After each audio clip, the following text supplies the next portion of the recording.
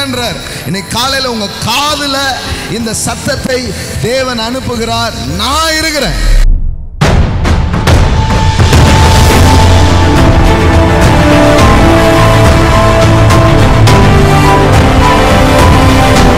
பைபிள்ல நீங்க பாத்தீங்கன்னா God is a source of every good things.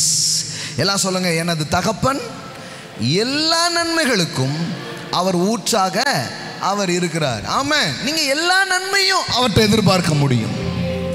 அவர்கிட்ட உங்க உள்ளத்தை ஏறெடுக்க முடியும். அவர் நோக்கி நீங்க எந்த நன்மைக்காகவும் நீங்க என்ன பண்ண முடியும், பார்க்க முடியும். இவங்க சொல்ற மாதிரிலாம் அவர் கிடையாது.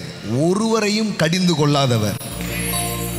நல்ல தட்டி இந்த மத பிரசங்கம் பண்றவங்க மாதிரி அவர் கிடையாது. He is a good father. ஒருவரையும் கடிந்து கொள்ளாதவர் ஆகிய தேவனிடத்தில் கேட்க கடவன், அப்பொழுது அவனுக்கு கொடுக்கப்படும். ஞானம் வேணுமா, அவர்கிட்ட கேள். வாழ்க்கையில் ஏற்ற துணை வேணுமா, அவர் உனக்கு தருவார்.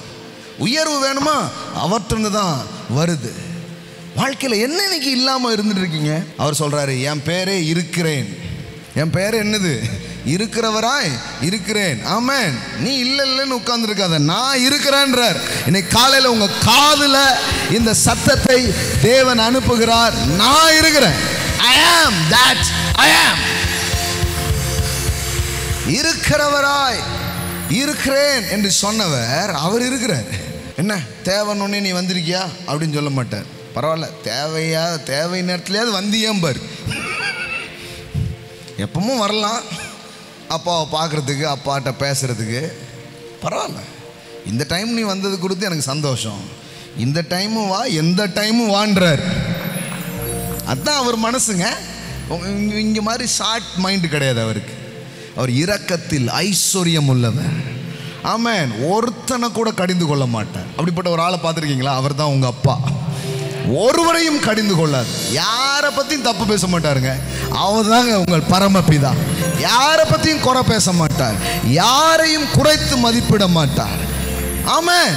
இதெல்லாம் ஃபாதர்ஸ் கேரக்டர்ஸ் பாருங்க. இதான் அப்பாவுடைய குணம். If any of you lack wisdom to guide him through a decision or circumstances, அந்த சூழ்நிலையில் என்ன முடிவு எடுக்கணும்னு உங்களுக்கு தெரியலையா?